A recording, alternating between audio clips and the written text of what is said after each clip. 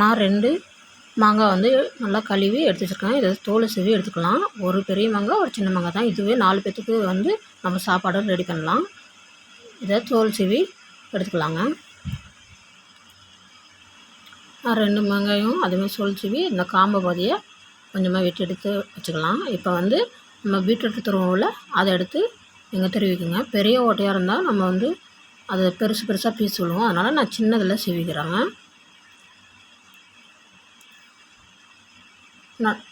நல்லா சீவி எடுத்துக்கோங்க. பாருங்கள், இந்த அளவுக்கு நல்லா ஸ்லைஸாக இருக்கணும். சின்ன சின்னதாக இருந்தால் நல்லா சாப்பிட்றதுக்கு நமக்கு கடிப்படாது, இல்லைன்னா புளிப்பாக இருக்கும்.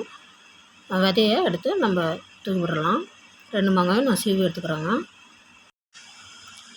This video sponsor by Mod shopping. இது ஒரு ஆன்லைன் ஷாப்பிங் ஆப்புங்க.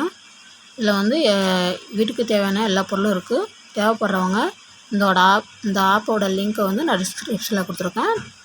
நீங்கள் ரெஜிஸ்டர் பண்ணிவிட்டு நீங்கள் பொருள் ஆர்டர் பண்ணிக்கலாம். இதில் வந்து ஃப்ளாட் 10% ஆஃபரும், அப்புறம் வந்து காம்போ ப்ரைஸும் இப்போ வந்து போயிட்டுருக்குங்க. வாங்க, இப்போ வந்து 2 மாங்காயும் நல்லா நான் தோல் சீவி எடுத்து வச்சுட்டேன். இதுக்கு வந்து ஒரு வெங்காயம், சின்ன வெங்காயம் எடுத்துக்கோங்க, மீடியம் வெங்காயம். அப்புறம் 4 பச்சை மிளகாய் 2ஆக கீறி வச்சுக்கோங்க. வெங்காயத்தை இதுமாதிரி ஸ்லைஸாக வெட்டி வச்சுக்கோங்க.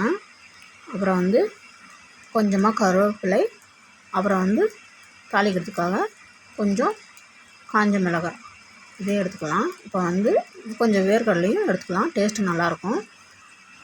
ஸ்டவ் ஆன் பண்ணி ஒரு வானல் எடுத்து வச்சுக்கிறோம். நான் வந்து இரும்பு வானல் எடுத்துருக்கேங்க. இதில் வந்து எண்ணெய் ஊற்றிக்கலாம். எண்ணெய் வந்து கொஞ்சம் நிறையாவே சேர்த்துக்கோங்க. தாளிக்கிறதுக்கு முன்னாடி நம்ம வந்து அந்த வேர்க்கடலையை அதில் வந்து பொன்னிறமாக வறுத்து எடுத்துக்கலாம். அதுக்கப்புறம் நம்ம தாளிக்க என்னென்ன தேவைன்னு பார்க்கலாம். கொஞ்சமாக கடுகு, உளுத்தம் பருப்பு, அப்புறம் வந்து கொஞ்சமாக சீரகம், கடலைப்பருப்பு இதெல்லாம் போட்டு பொரிச்ச உடனே இதில் வந்து காஞ்ச மிளகாய், கருவேப்பிலை, அப்புறம் வந்து பச்சை மிளகாய் இதெல்லாம் போட்டு கொஞ்சம் லைட்டாக வறுத்துக்கோங்க. இதுலேயே கொஞ்சமாக பெருங்காயத்தூளும் நம்ம வந்து ஆட் பண்ணிக்கலாம். அப்புறம் வந்து வெங்காயம் சேர்த்து நல்லா வதக்கி விடுங்க. வெங்காயம் வந்து கண்டிப்பாக இதில் சேர்த்து பாருங்கள். மாங்காய் சேர்த்துக்கு நிறைய பேர் போட மாட்டாங்க, ஆனால் சேர்த்து பாருங்கள், கண்டிப்பாக டேஸ்ட்டு வேறு லெவலாக இருக்கும். வெங்காயம் வந்து ரொம்பவும் கலர் மாறிடக்கூடாதுங்க, ஒரு கண்ணாடி பதத்துக்கு மாறினாலே போதும். இப்போ வந்து கொஞ்சமாக உப்பு சேர்த்து நல்லா வதக்கிக்கலாம்.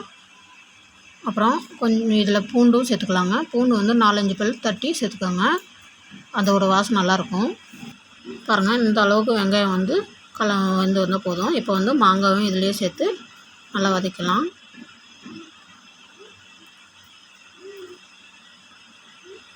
மாங்காய் வந்து ஒரு 2 நிமிஷம் வெந்தால் போதுங்க, ரொம்ப வெந்துடக்கூடாது, குழஞ்சிடும். அப்புறம் வந்து இதில் இப்போ வந்து தேவையான அளவு கொஞ்சமாக மஞ்சத்தூளும் உப்பும் சேர்த்துக்கலாம். மஞ்சத்தூள் வந்து நிறையா தேவையில்லைங்க. உப்பு வந்து நீங்கள் எந்த அளவுக்கு சாப்பாடு இருக்கீங்களோ அது இந்த அளவுக்கு நீங்கள் வந்து உப்பு சேர்த்துக்கோங்க இப்போவே. அவ்வளோதாங்க, நல்லா கிளறி எடுத்தாச்சு. இப்போ வந்து நம்ம வறுத்தெடுத்த வேர்க்கடலையும் இதுலேயே சேர்த்து ஒரு 2 கிளறி அடுப்பை ஆஃப் பண்ணிடலாம். இப்போ வந்து லாஸ்ட்டாக கொஞ்சம் கொத்தமல்லி இலையும் தூவி இதை வந்து நம்ம சாப்பாடில் போட்டு கிளறி எடுத்துக்கலாம்.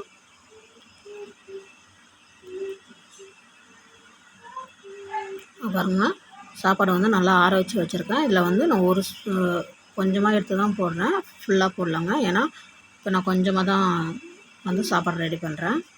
ஓகேங்களா, இதை நல்லா கிளறி எடுத்துக்கோங்க, எல்லா இடத்துலையும் போடுற மாதிரி. உப்பு பத்தலைன்னா இப்போ வந்து நீங்கள் உப்பும் கொஞ்சம் போட்டுக்கலாங்க. அவ்வளோதாங்க, நல்லா கிளறி எடுத்தாச்சு. இதுக்கு வந்து நீங்கள் சைடிஷாக உருளைக்கிழங்கு பொரியல், வாழைக்காய் பொரியல், அப்புறம் வந்து வத்தல் இதெல்லாம் நல்லாயிருக்கும். நான் வந்து கொத்தவரங்காய் பொரியலும் வத்தலும் எடுத்துருக்கேன். நீங்களும் இதை ட்ரை பண்ணி பாருங்கள், கண்டிப்பாக டேஸ்ட்டு சூப்பராக இருக்கும். தேங்க்யூ ஃபார் வாட்சிங்.